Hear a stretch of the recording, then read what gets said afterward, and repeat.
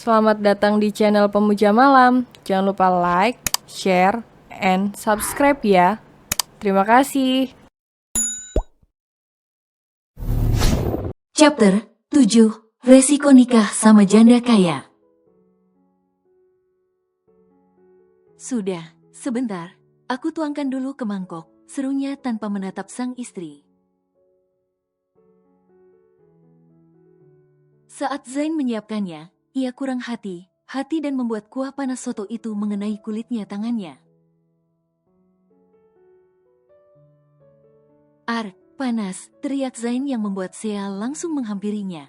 Tanpa berlama-lama, Sea langsung menarik tangan itu mendekat pada wastafel. Ia langsung menyalakan keran dan membasahi tangan suami kecilnya itu di bawah guyuran air. Setidaknya, rasa panas itu hilang karena terkena air yang dingin. Hati makanya, omel Sea. Ini sangat perih Hicks, semalam tangan kiriku, sekarang tangan kananku. Kenapa hari apes tidak ada di kalender sih? Kalau ada kan, aku bisa menghindar Hicks. Sea sepertinya tak kaget lagi dengan kemanjaan suami kecilnya itu. Kalau hari apes ada di kalender, tidak mungkin aku menikahimu, sahut Sea yang mana membuat Zain menghentikan tangisnya. Kamu merasa apes menikah denganku, seru Zain dengan mata membulat sempurna. Sea tak menjawab, dia mengambil tisu dan mengeringkan tangan suaminya dengan lembut.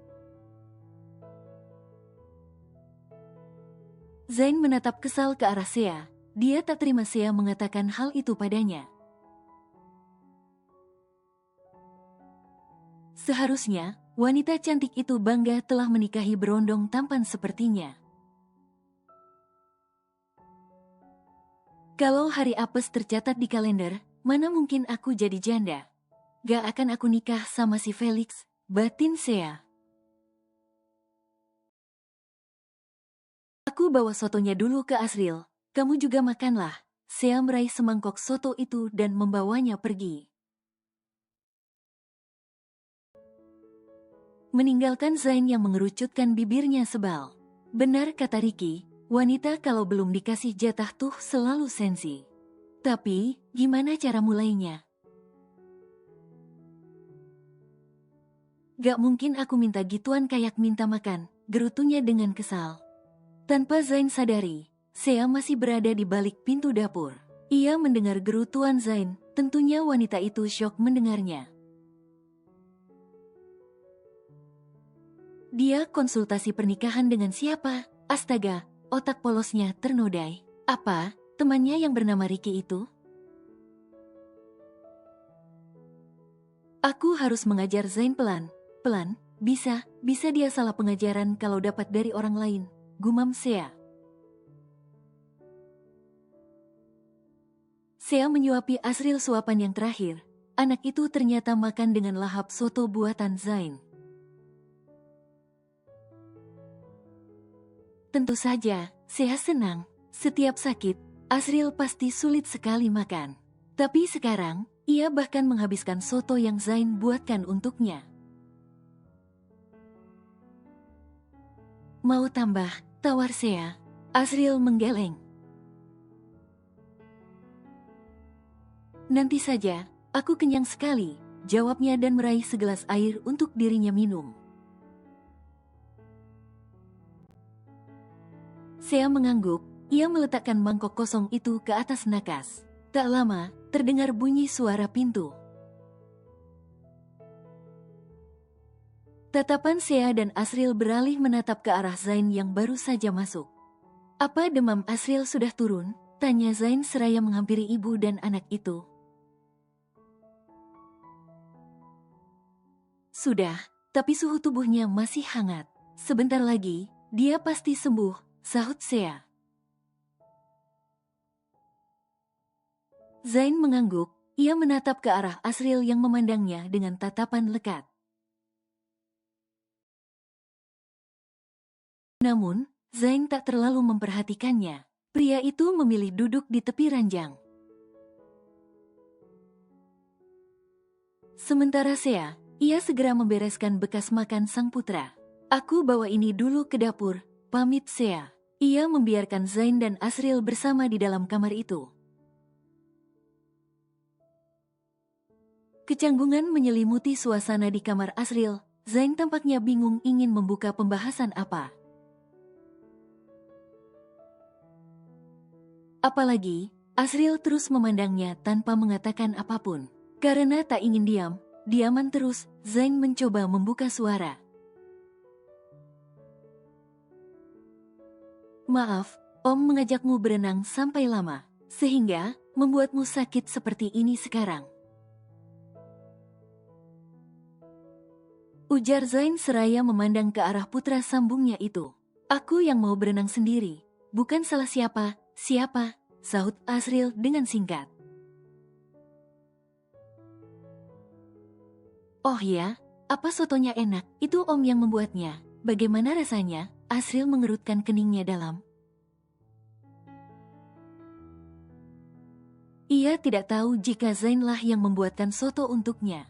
Aku pikir tadi, aku lupa jika Momi tak pandai memasak dan Oma tidak ada di rumah.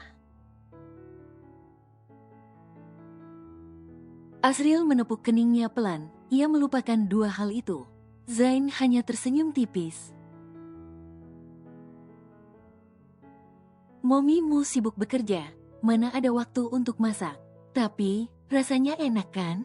Om membuatnya dengan penuh cinta kasih dan sayang, serunya dengan semangat. Asriel tersenyum, menurutnya tingkah ayah sambungnya ini sangat humoris. Namun, tatapannya justru jatuh pada lengan Zain yang terluka. Tangannya kenapa? Zain refleks menutupi lengannya. Ia tersenyum canggung pada Asriel. Oh ini, hanya luka ringan saja. Semalam, Om tidak mengendarai motor dengan baik. Jadi, jatuh deh, terangnya. Asriel menganggukkan kepalanya paham, ia rasa luka yang pria itu terima sangat sakit. Om, panggil Asriel. Zain mengangkat pandangannya kembali pada anak itu. Ya, apa kau butuh sesuatu? Kali ini Asriel menggeleng, ia memandang Zain dengan mata berkaca-kaca. Boleh, aku memanggilmu Dedi? Deh. Hati Zain merasa berbunga, ia merasa sangat bahagia mendengarnya. Sampai matanya berair saat mendengar permintaan itu dari putra sambungnya. Dirinya pikir, selamanya Asriel tak akan menganggap dirinya sebagai seorang Dedi. Wajar saja, Asriel sudah mengerti perbedaan dan tentunya akan lebih memilih Dedi kandungnya. Tapi apa sekarang, anak itu akan memanggil Dedi padanya? Tentu, kau boleh memanggilku Dedi, sahut Zain dengan menahan tangisnya. Asriel beranjak duduk, dia mendekati Zain dan memeluknya dengan erat. Air mata Zain luruh, pria itu membalas pelukan Asriel tak kalah erat. Kedua pria berbeda usia itu saling menjatuhkan air matanya mereka, menahan rasa haru yang membuncah dalam hati keduanya. Dedi bisa membahagiakan Momi Asriel kan? Tanya anak itu seraya menarik kepalanya dan memandang lekat ke arah mata pria di hadapannya itu. Tentu, Dedi akan membahagiakan Momi kamu dan Kai. Kita semuanya harus bahagia, sahut Zain dengan senyuman tipis di bibirnya. Aku percaya, bisik Asriel dan kembali memeluk Zain. Tanpa keduanya sadari, sejak tadi Sea menonton dan mendengarkan apa yang keduanya tengah bicarakan. Wanita itu sudah menangis lebih dulu, ia lalu mengusap pipinya yang basah karena air matanya yang terus turun. Felix, peranmu sebagai seorang ayah telah direbut oleh Zain. Jadi jangan salahkan aku jika besar nanti, mereka akan membencimu, batin Sea dengan tatapan lurus ke depan. Keadaan Asriel berangsur membaik, hari ini anak itu juga sudah kembali ke sekolah. Hubungannya dengan Zain semakin berkembang, bahkan anak itu sudah berani mengajak Dedi sambungnya itu mengobrol dan bermain. Sungguh, Sea terharu melihatnya. Ia bersyukur, Zain bisa mengambil hati putranya. Ia awalnya menikah dengan Zain agar pria itu memberi kasih sayang pada kedua putranya. Namun sekarang, tampaknya Sea berubah pikiran. Ia ingin rumah tangga yang diimpikan oleh setiap pasangan. Melihat ketulusan Zain, membuat hati Sea sedikit luluh dibuatnya. Zain, aku sudah mengirimkan uang bulananmu. Kamu bisa mengeceknya sendiri dalam rekening. Ujar Sea yang mana membuat Zain membulatkan matanya. Rekening? Bagaimana kamu bisa mengetahui nomor rekeningku? Pekiknya dengan tatapan tak percaya. Sea hanya menaikkan bahunya acuh, ia meraih ponselnya yang ada di atas ranjang dan memainkannya sejenak.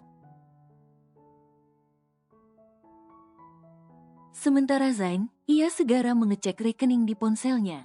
Apakah benar, Sea telah mengirimkan uang padanya? Benar saja, wanita itu telah mengirimkan uang sebesar 30 juta ke dalam rekeningnya. Sea, setelah ini kamu tidak perlu memberiku uang lagi, ujar Zain dengan menatap lekat pada istrinya itu. Kenapa? Itu sudah sesuai kesepakatan kita di awal kan? Perkataan Sea membuat Zain terdiam, pria itu justru berpikir hal lain. Tanpa berkata apapun lagi, Zain meraih tasnya dan pergi begitu saja dari kamar. Tentunya, Sea yang melihat kepergian Zain dibuat bingung. Ada apa dengannya? Heran Sea. Zain berjalan menuju motornya dengan tergesa-gesa, pria itu bahkan melewati Daisy begitu saja yang tengah menyiram tanaman. Wanita parubaya itu menatap Zain dengan heran, tak biasanya menantunya itu berwajah masam. Apa dia bertengkar dengan Sea? Batin Daisy. Wanita parubaya itu meletakkan selangnya begitu saja, dan berlari masuk ke dalam. Aku tanya Sea aja deh. Zain melajukan motornya pergi ke kampus, dengan keadaan pikiran pria itu yang sedang berkecamuk saat ini. Ia merasa tak senang dengan perkataan Sea tadi. Entahlah, hatinya sangat sakit mendengarnya. Aku pikir, sudah ada rasa. Ternyata, terikat janji yang tak biasa. Zain menertawakan dirinya sendiri. Ia berharap lebih dengan pernikahan ini. Aku kira, kertas itu tak akan pernah lagi dibahas. Perubahan sikap Sea membuatku berpikir jika wanita itu ingin serius dalam rumah tangga ini dan melupakan kesepakatan kita. Ternyata, tetap saja, kertas itu yang menjadi patokannya. Aku kan ingin bekerja, membiayainya dan anak-anak.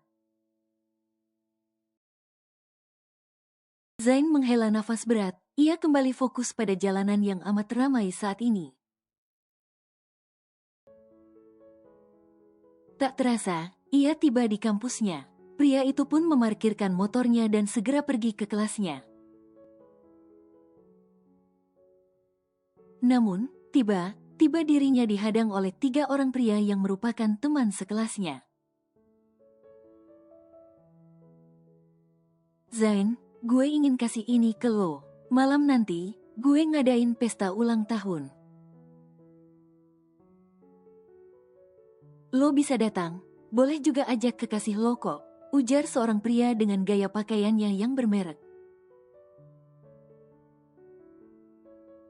Sorry, kayaknya gue enggak bisa, tolak Zain. Ia tak terlalu suka mengikuti acara pesta ulang tahun. Menurutnya, ulang tahun itu hanya mengingatkan ia dengan kematian yang semakin dekat.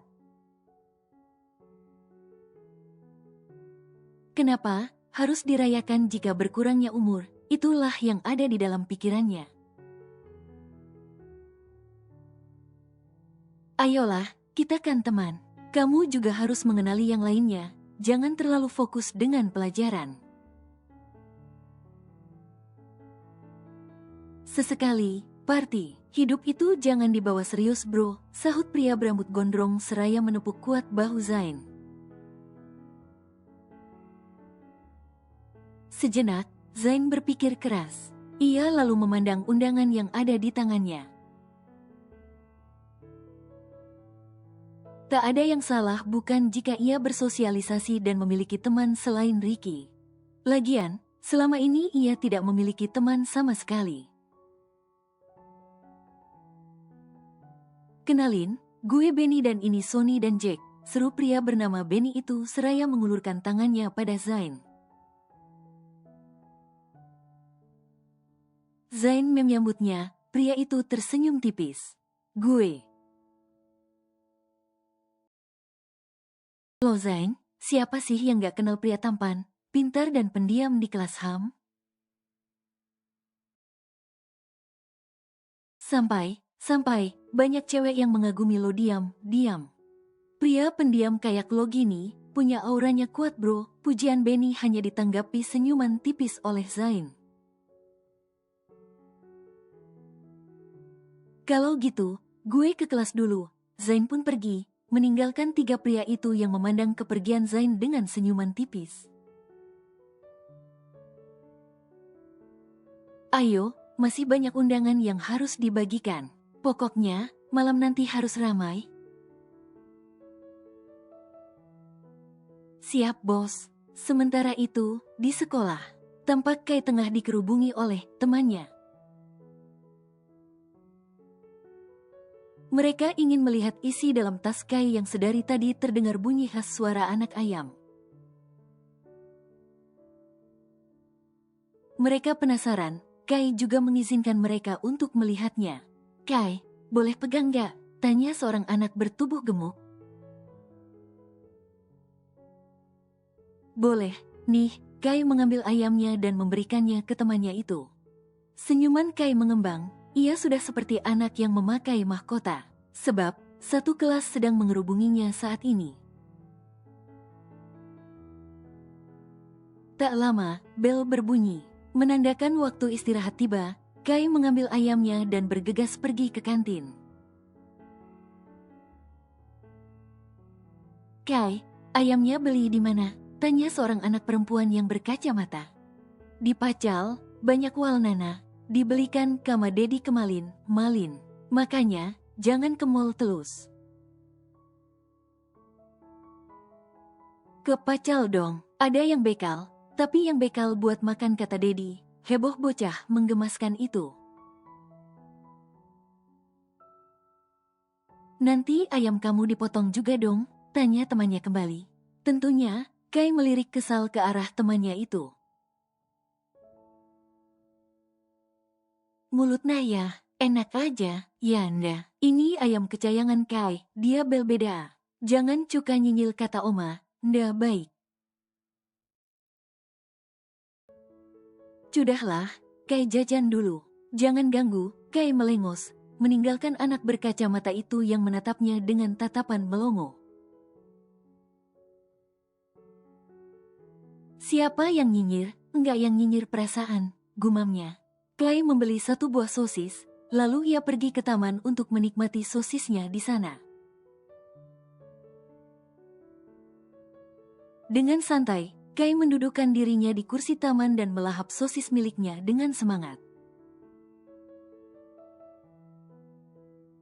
Sesekali, ia memperhatikan para temannya yang asik main ayunan dan wahana mainan lainnya. Ayamnya terus bersuara, seperti hewan itu tak betah terus dipeluk oleh Kai. Kenapa? Mau berjalan? Jalan, ya kuda. Nah, jalan, jalan. Kai membiarkan ayamnya berjalan, jalan di rumputan taman. Saat akan kembali melahap sosisnya, Kai dikejutkan dengan dua orang temannya yang saling bertengkar. Awalnya, ia merasa biasa saja. Namun, salah satu dari dua orang itu mendorong yang lain hingga membuat salah satunya terjatuh. Naasnya, tubuhnya yang besar jatuh di atas ayam milik Kai yang sedang bermain. Bruh, Kai menahan nafasnya, matanya membulat sempurna. Sejenak, telinganya tak mendengar apapun. Tatapan matanya tetap tertuju pada arah di mana terakhir kali ia melihat ayamnya.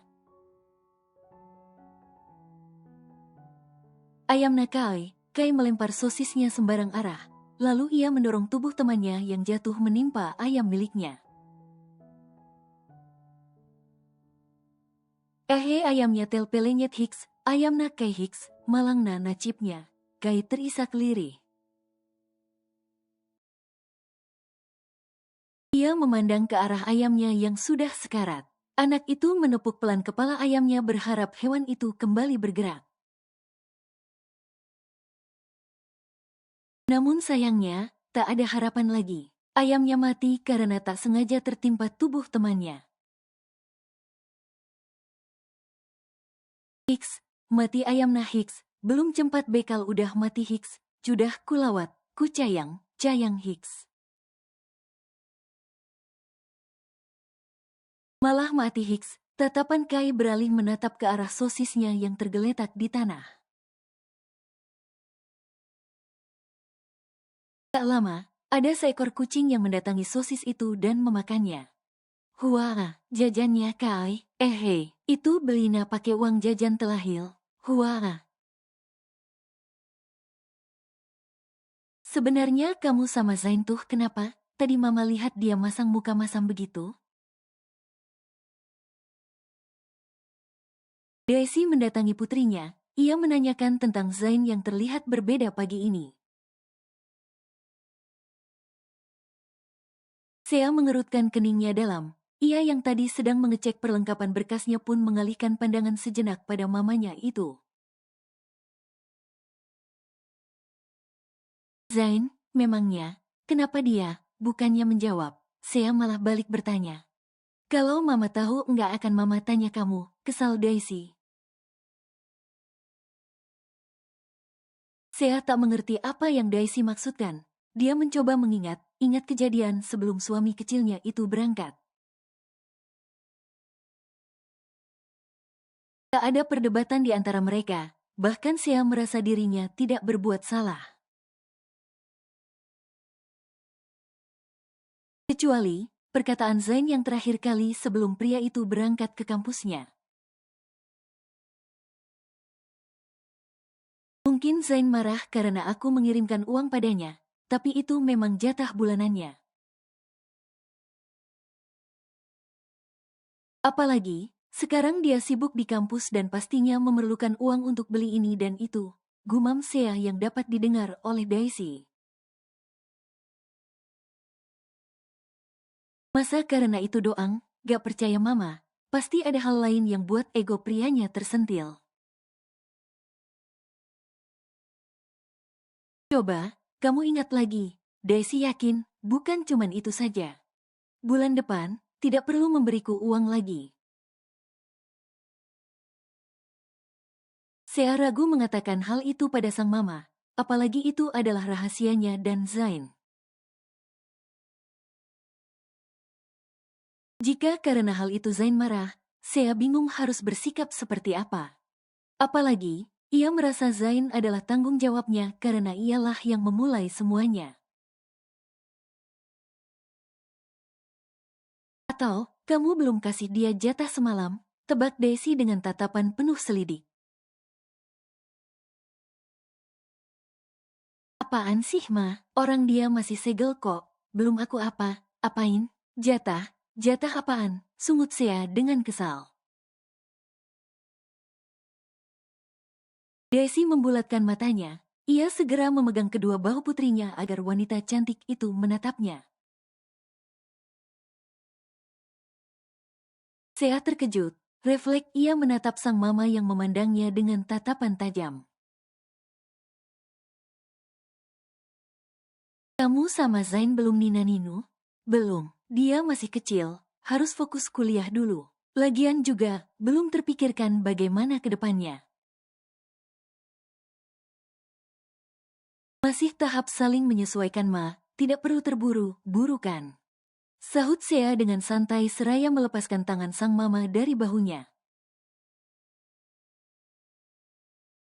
Daisy mengusap dadanya sabar. Pemikiran sang putri benar di luar perkiraannya. Tapi menurutnya sangat aneh. Apa Zain tak pernah memintanya? Atau putrinya yang menolak? Saat Daisy akan bertanya, tiba ponsel Sea berdering. Ya, halo, baik. Saya akan segera ke sana. Sea segera berangkat pergi. Meninggalkan Daisy yang memandang kepergiannya dengan tatapan lekat. Enggak bisa. Hubungan mereka tuh dingin banget, kayak ada tembok yang jadi pembatas.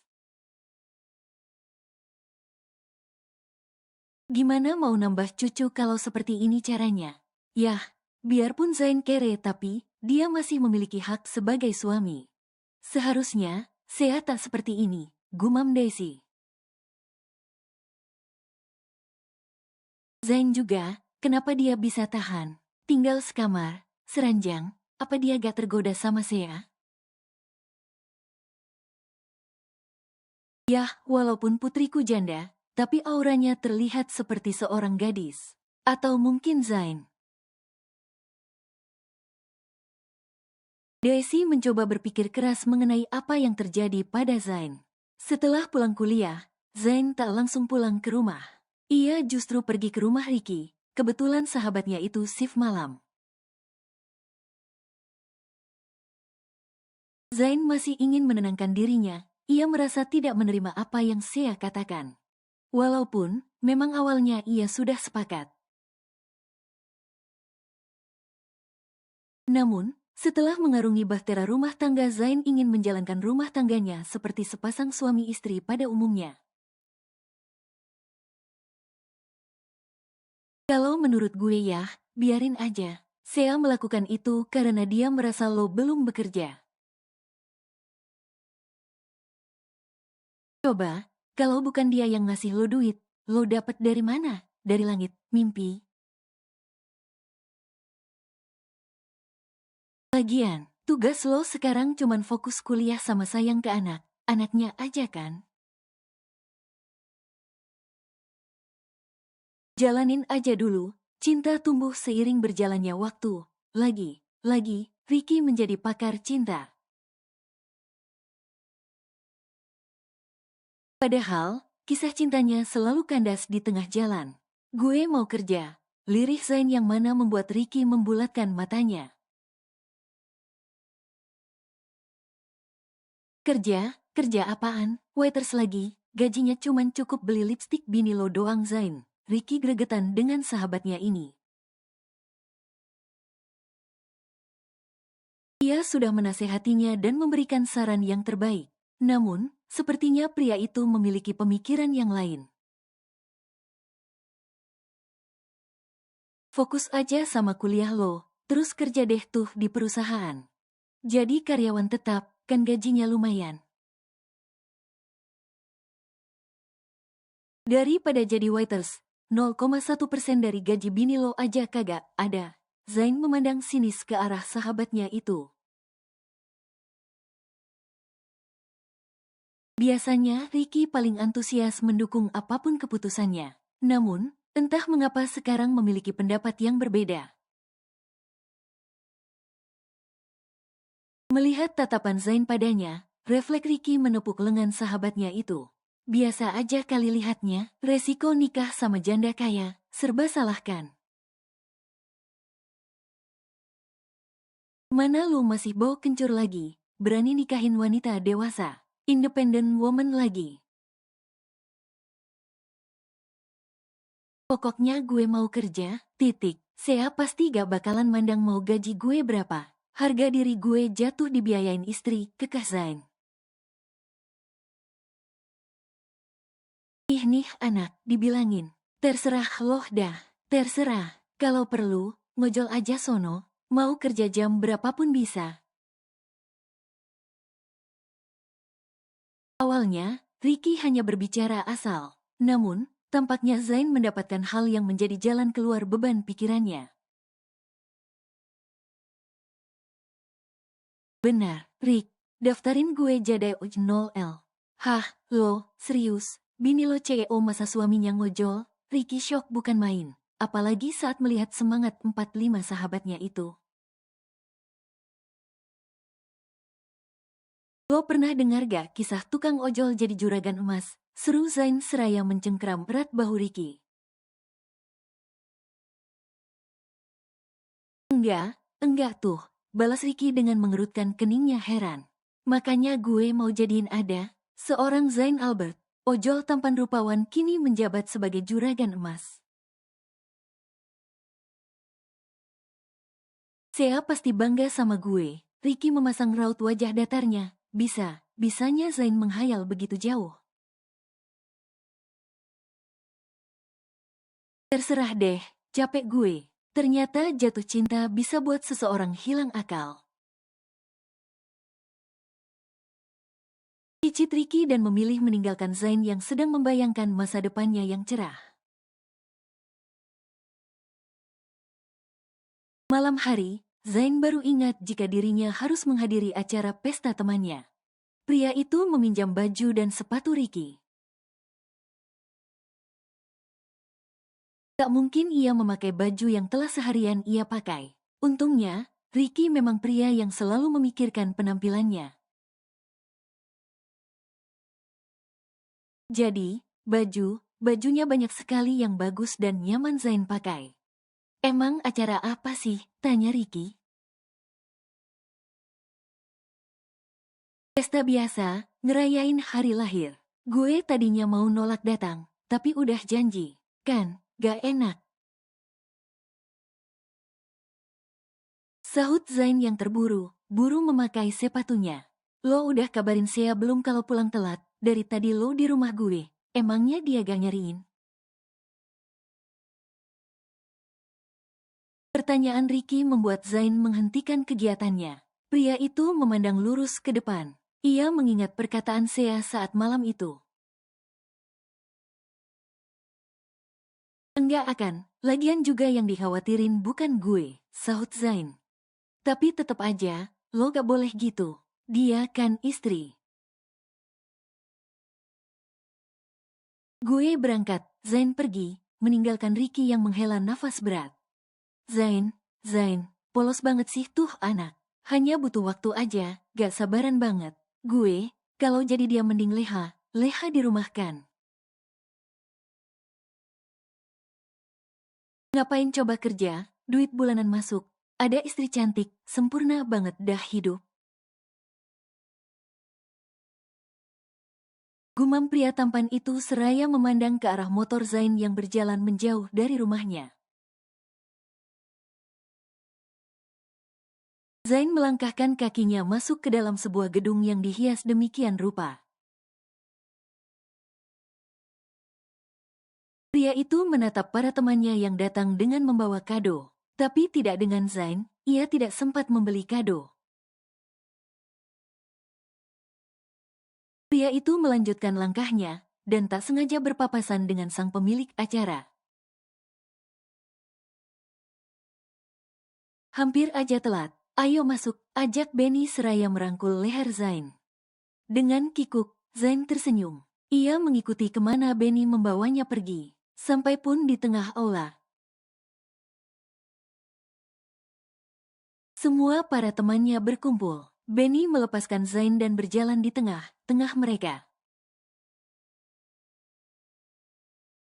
Oke, karena semuanya udah kumpul, gue mau ucapkan terima kasih banyak atas kehadiran kalian.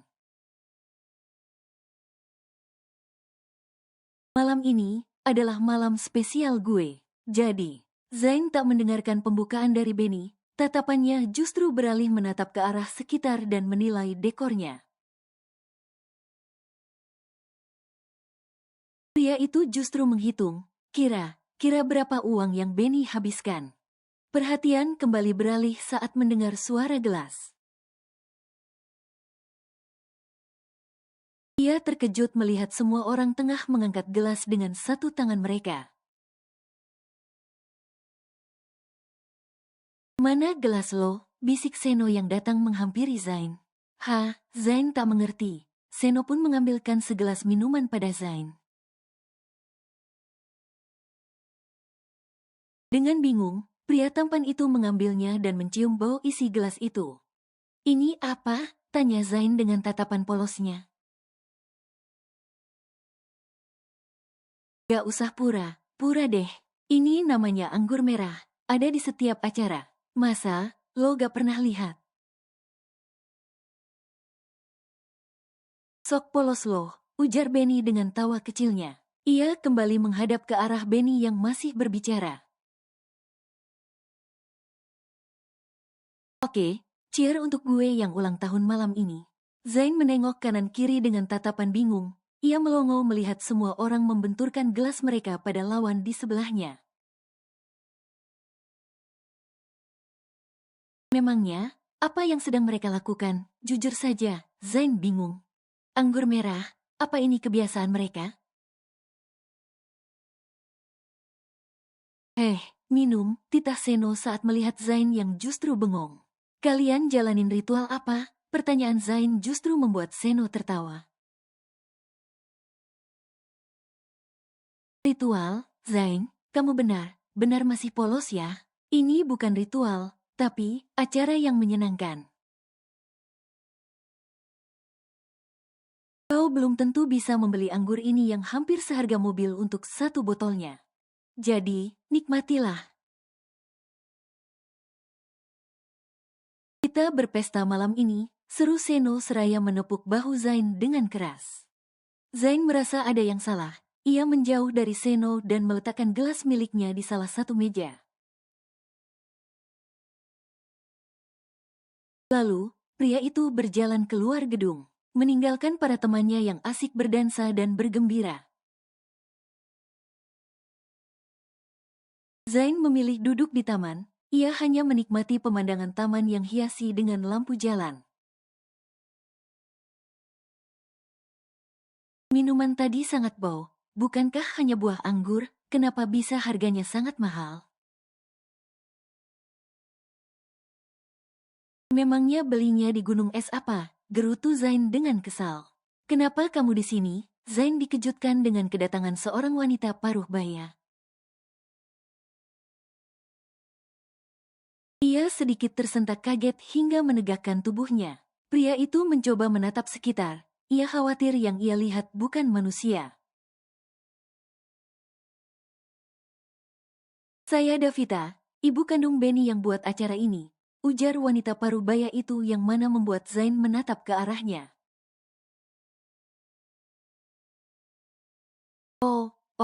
Maaf nyonya, saya nggak tahu, ujar Zain merasa segan.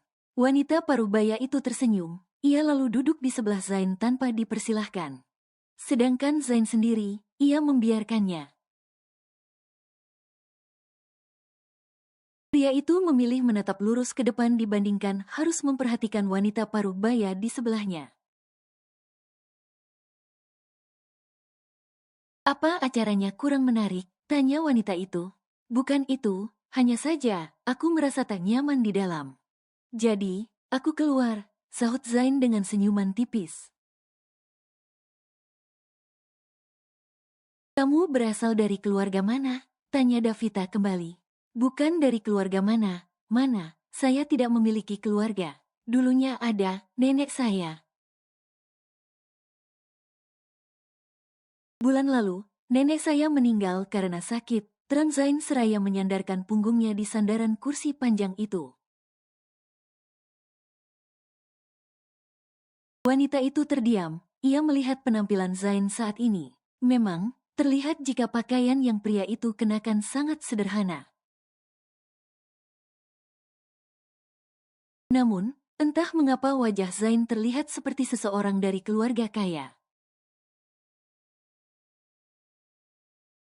Masuklah ke dalam gedung, memangnya kamu tidak ada teman? Zain menggelengkan kepalanya, dia merasa tak nyaman di dalam. Aku merasa tak nyaman di dalam, lebih baik di sini saja. Aku datang hanya untuk menghargai si pemilik acara, terang pria tampan itu. Kamu jadi mengingatkanku dengan seseorang. Bagusnya, kamu memilih untuk menjauhkan dirimu sendiri. Perkataan wanita parubaya itu membuat Zain menoleh padanya dengan tatapan heran. Davita menatap ke arah langit, mata wanita itu terlihat berkaca-kaca. Sampai sekarang, aku selalu terbayang akan kesalahanku padanya. Aku yang mengajaknya, aku yang membuat kehidupannya hancur. Tadinya, aku tak mengizinkan putraku mengadakan pesta ini. Hanya saja, ia sedikit keras kepala. Davita tertawa kecil, tetapi Zain bisa melihat mata wanita parubaya itu terlihat seperti ada sebuah penyesalan. Davita mengalihkan pandangannya ke arah Zain, ia memandang wajah pria tampan itu dengan seksama. Sejenak, ia menilai wajah Zain. Tatapan kamu jadi mengingatkan saya dengan sahabat saya. Tatapannya teduh juga, sama sepertimu. Nenek Dian juga memiliki mata teduh sepertiku. Aku justru selalu senang melihat mata nenek. Nenek Dian, tanya wanita paruh baya itu dengan ragu. Zain menganggukkan kepalanya. Ya, Nenek Dian, ia memiliki mata teduh sepertiku. Kata nenek, mataku ini menurun darinya, seru Zain. Wanita paruh baya itu segera membuka tasnya. Ia mengambil ponselnya dari dalam sana dan memberikannya pada Zain. Apa nenek yang ini? Zain memandang sebuah foto yang tersimpan di galeri foto milik wanita paruh baya itu. Terlihat sebuah foto yang menampilkan 3 orang wanita yang sedang berfoto, raut wajah ketiganya terlihat bahagia. Di antara ketiganya, 1 orang di tengah tampaknya Zain sangat mengenalinya. Wah, ini mirip sekali dengan nenek, hanya saja, versi lebih muda, seru Zain dengan senyuman lebar. Devita berdiri, dia memegang dadanya seraya menatap Zain dengan mata memerah berkaca-kaca. Tubuh wanita itu terlihat bergetar, membuat Zain yang melihatnya menjadi bingung. Maaf, saya harus pergi, seru wanita parubaya itu dan bergegas pergi, meninggalkan Zain yang bingung menatap kepergiannya. Ada apa dengan dia? Kenapa ada foto nenek di ponselnya? Atau, hanya mirip saja, gumam Zain. Karena tak tahu harus apa, Zain memilih untuk pulang. Sesampainya di rumah, pria itu disambut oleh Sea yang berdiri di ambang pintu dan menatapnya dengan tatapan tajam. Tanpa rasa bersalah, Zain turun dari motornya dan melangkah masuk melewati wanita itu. Apa kamu lupa jika kamu masih punya istri? Kenapa tidak mengabariku kalau pulang telat? Petik 2. Sentak Sea yang mana membuat Zain menghentikan langkahnya. Oh, kita suami istri ya, aku pikir, hanya rekan kerja saja, sahut Zain dengan seringainya. Kamu, Sea, jangan diomelin dulu Zainnya. Biarkan dia istirahat. Tadi Zain sudah izin mama, katanya dia mau ke acara ulang tahun temannya. Sudah, jangan ribut malam. Malam begini, Daisy datang dan menegur putrinya. Sea kesal, ia menghentakkan kakinya sebelum beranjak pergi dari sana. Zain hanya memandang punggung wanita itu yang semakin berjalan menjauh darinya. Ia memejamkan matanya sejenak saat Sea membanting pintu kamar dengan cukup keras.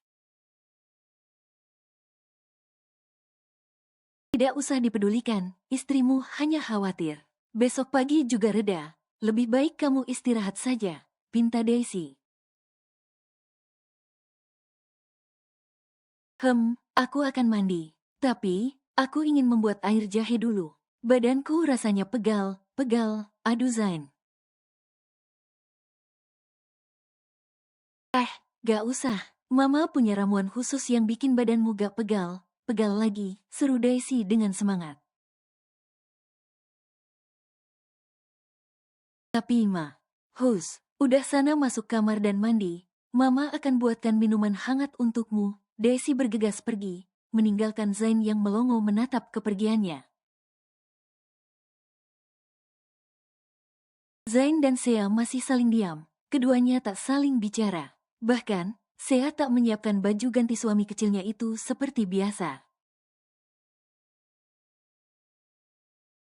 Zain yang baru saja selesai mandi kesal melihat istrinya yang tak menyiapkan pakaiannya seperti biasa.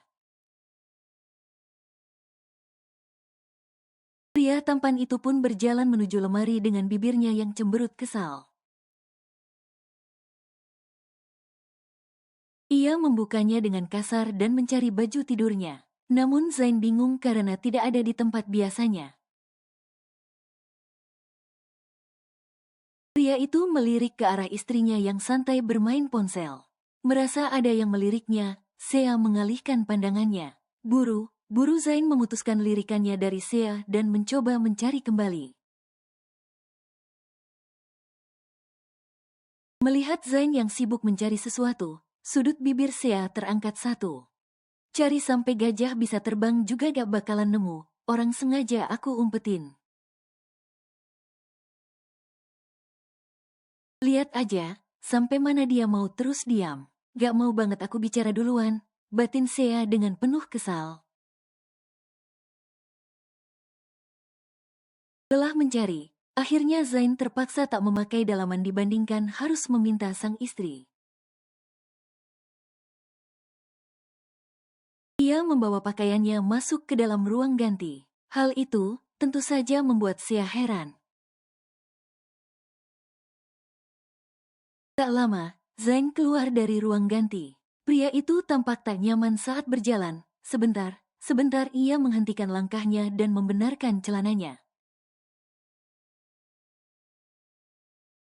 Sea memantau apa yang tengah Zain lakukan dari ujung matanya. Wanita itu menahan tawa saat melihat wajah Zain yang terlihat memerah menahan kesal. Tok, Zain, inai mama bawakan jahe hangatnya. Seru Daisy dari balik pintu. Sontak, Zain membulatkan matanya. Dia melirik ke arah Sea yang juga menatap ke arahnya.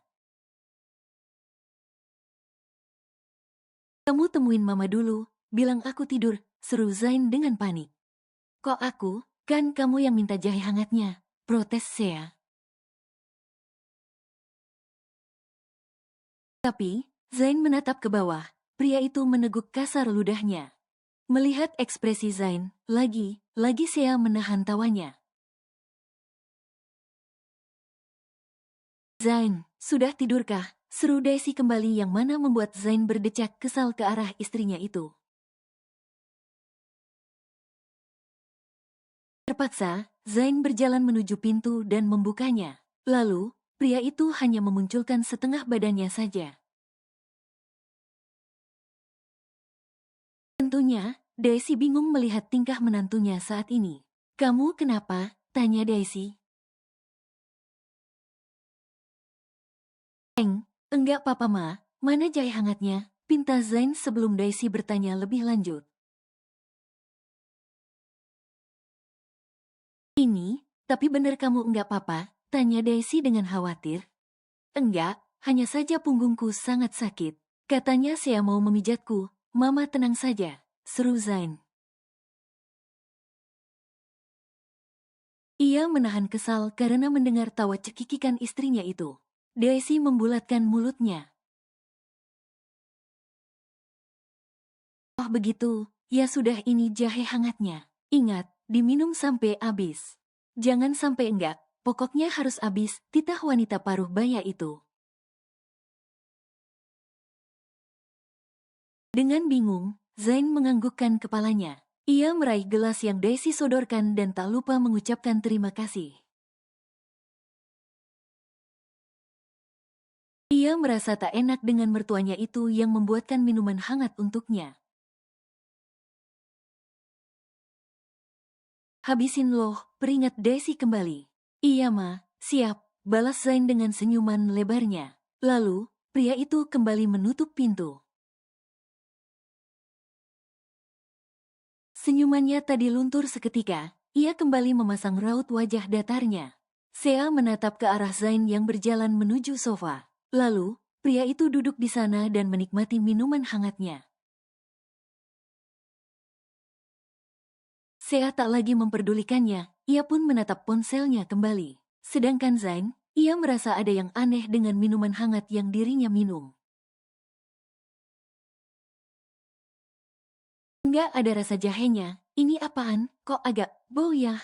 Gumam Zain seraya mencium aroma minuman itu. Bodohlah, habisin aja. Nanti kalau enggak, mama pasti kecewa. Udah capek buat. Malah gak dihabisin. Batin Zain dan kembali meminum minuman itu. Zain menghabiskan minuman itu hingga kandas. Ia tak peduli perutnya merasa mual sekali meminumnya. Tatapan matanya mengarah pada Sea yang tertidur entah sejak kapan. Melihat itu, Zain pun beranjak berdiri dan berniat ingin menyusul istrinya tidur. Sesaat, ia mematikan lampu. Namun, saat baru memejamkan matanya, Zain merasa tubuhnya terasa aneh. Pria itu gelisah dalam tidurnya. Tubuhnya terasa gerah. Ia lalu beranjak duduk dan mengibas baju tidurnya. Keringat dingin bercucuran di pelipisnya, pipinya pun kini terasa panas. Merasa gerakan berlebih dari Zain, membuat Sea terganggu dalam tidurnya. Wanita itu tak bisa tidurnya terusik sedikit pun, ia pasti akan terbangun. Karena Zain tak kunjung diam, Sea pun menepuk keras paha pria itu tanpa membalikan badannya. Bisa diam enggak? Kayak cacing kepanasan aja, omel Sea.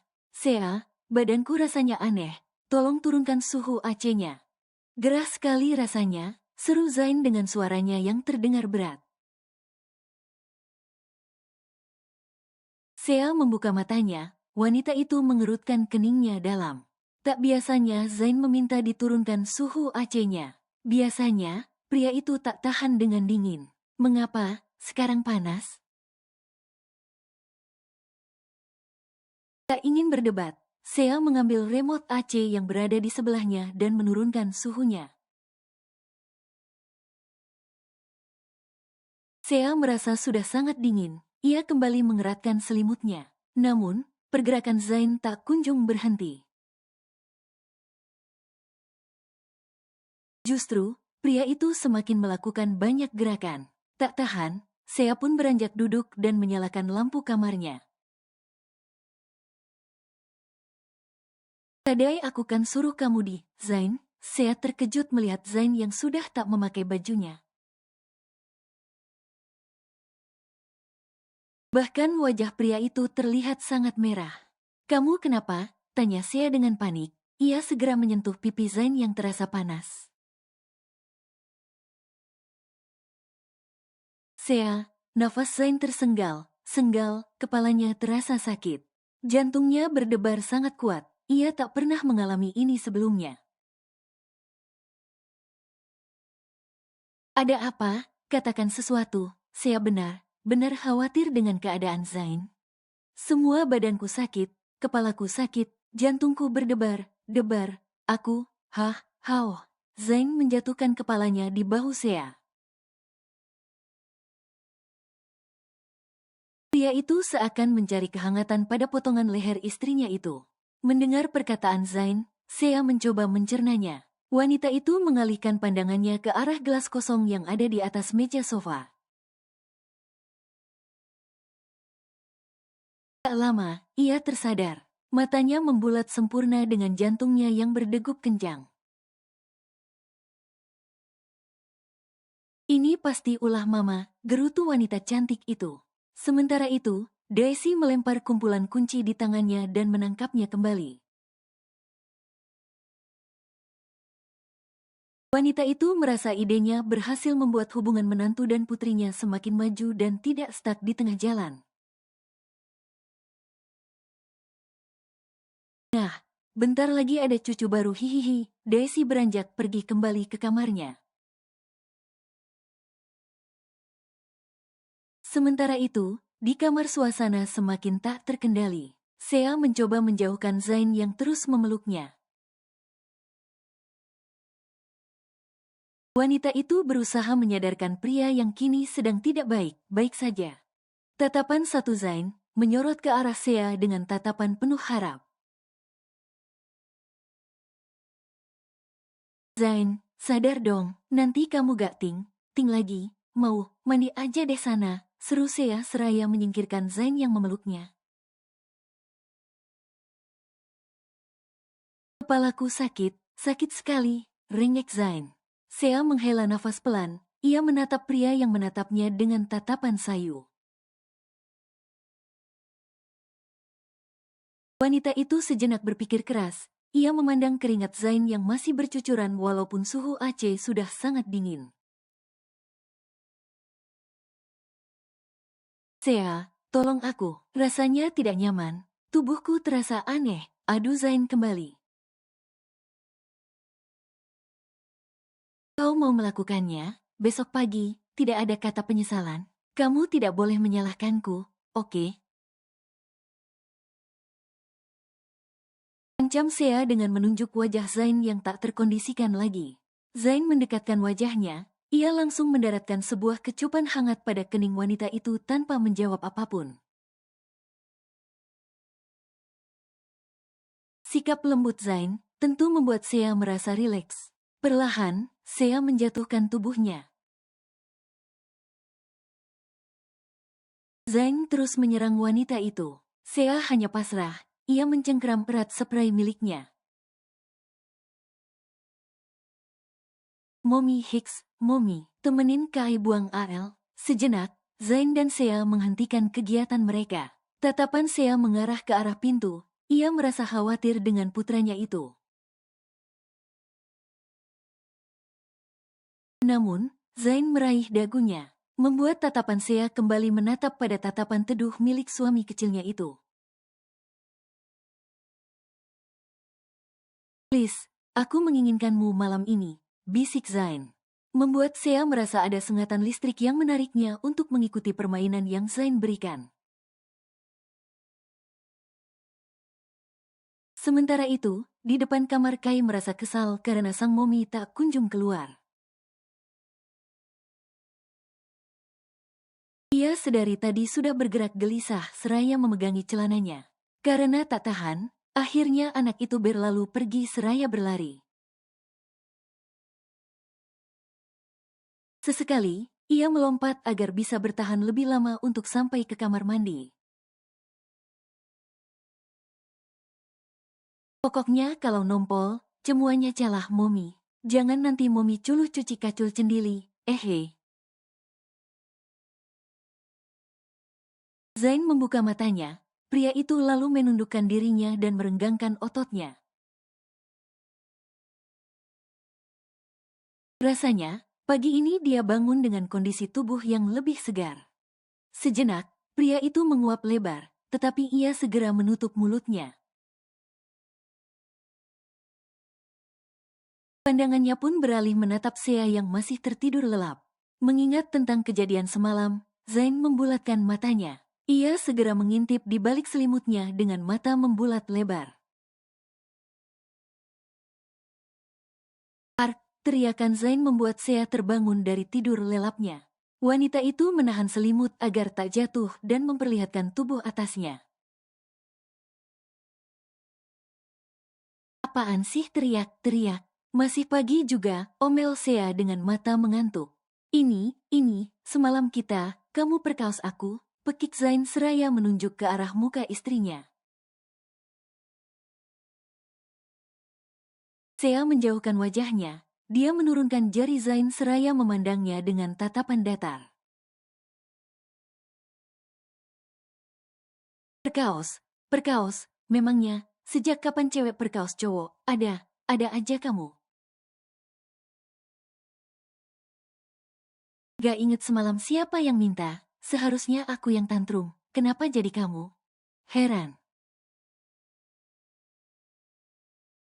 Raut wajah Zain berubah pucat pasi, dia ingat apa yang telah ia lakukan semalam. Ia yang meminta hal itu pada Sea karena tubuhnya yang bereaksi aneh. Namun, rasanya dia sungguh syok pagi ini. Seakan, ia tak sadar dengan apa yang terjadi dengan dirinya semalam. Aku sudah tidak suci lagi Hicks. Aku sudah tidak ting lagi Hicks, mahkota yang aku jaga bertahun-tahun lamanya.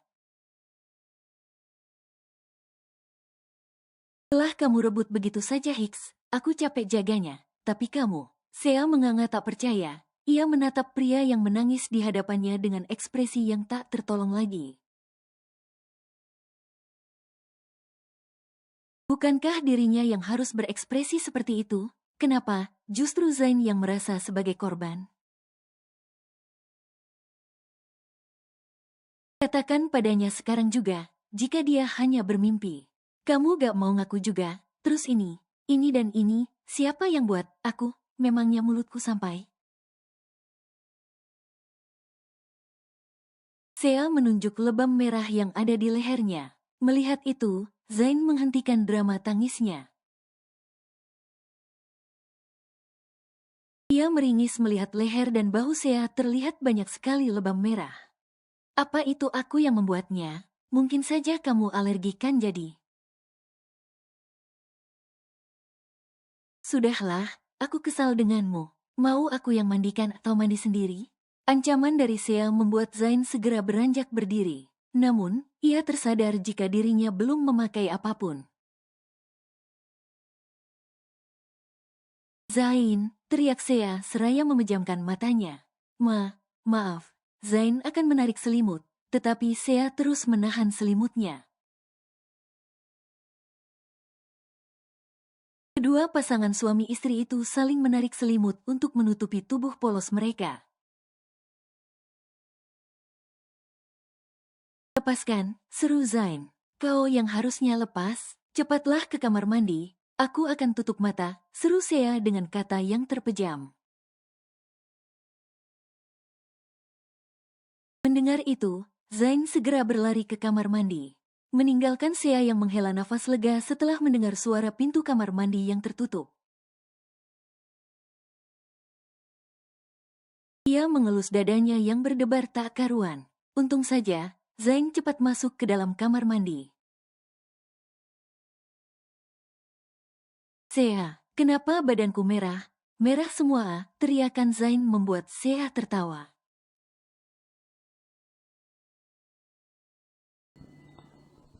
Bersambung.